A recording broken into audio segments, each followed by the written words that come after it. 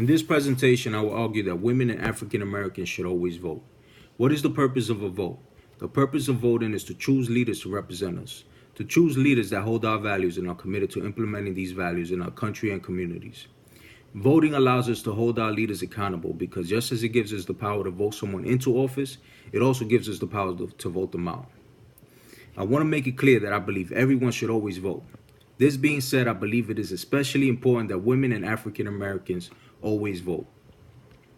I wish to begin by giving some background information on voting's history in the United States of America. In 1789, the U.S. Constitution granted states the power to set voting requirements, and overall states provided this right only to property-owning or tax-paying white males. So where was the representation for women and African Americans? It didn't exist. Women were treated like the property of their husbands or fathers, and slavery still existed. The Emancipation Proclamation was signed into law by Abraham Lincoln on January 1st, 1863. This, in effect, ended slavery, although not every slave was freed by their so-called owners on this day. So now millions of discriminated people found themselves to be free. Think about what the real opportunity to vote will mean to millions of persecuted and oppressed people, and the power it will provide them with to cause real positive change for their lives.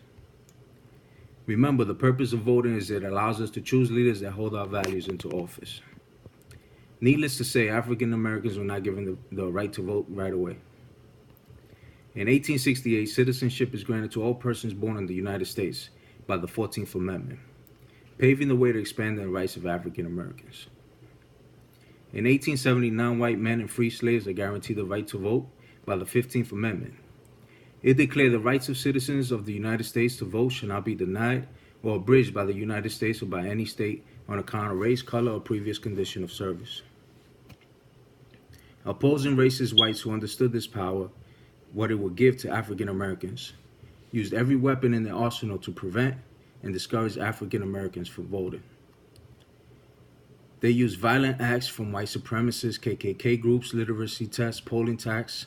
You basically had to pay to exercise the right to vote. How will people living in poverty, the people most in need of proper representation, have the means to vote? They would not. Many civil rights leaders, including Malcolm X and Martin Luther King Jr., sacrificed their lives to eliminate race discrimination in voting, among other civil rights.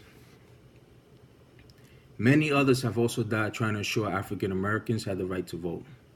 Unfortunately, too many names to list. Another group that has been discriminated against for far too long are women. Women were commonly treated as property of either their fathers or husbands. Therefore, many women understood the importance of being able to vote. Susan B. Anthony was actually arrested in 1872 for voting. In 1916, Alice Paul formed the first National Women's Party, and many women marched and fought for their right to vote, which they won with the passing of the 19th Amendment of the U.S. Constitution on August 26, 1920. It was declared that the right of citizens of the United States to vote shall not be denied or abridged by the United States or any state on account of sex. So to sum this up, folks, on paper, African Americans have had the right to vote since 1870, 148 years. But actually, their right to vote has not been fully protected until the Voting Act of 1965, which prevented racial discrimination in voting. So let's say African Americans' right to vote has been protected only for 53 years. That's about one generation. Women have had their right to vote since 1920, so 88 years, 1 to 2 generations. Throughout this short period of time, we have seen these two discriminated groups gain rights, protection, and representation from the government. This in great part is due to the power of voting. Would-be representatives for counties, states, and this country need to cater to groups that vote. So this means that they will champion our causes if they want our vote. So whomever says that voting doesn't change anything, they need to take a moment and reflect on the struggles and lives sacrificed for this right to vote. It gives us the right to be heard, the right to be respected. Whomever states that their vote doesn't matter cannot comprehend the change in the lives of African Americans and women compared to just a short history ago.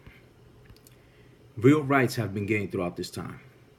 Not to say all our problems have been solved, but this is exactly the reason we need to stay diligent and vote. We need to vote for representatives that will implement the changes we need. Women need equal pay. We need to continue to protect women's rights, call out racial discrimination whenever it rears its ugly face, protect all people of color from injustices we see today. Malcolm X once compared a ballot to a bullet because he understood the power it held in causing change if used correctly. We all have the capability to make change. Voting is one sure way we can do it. Thank you.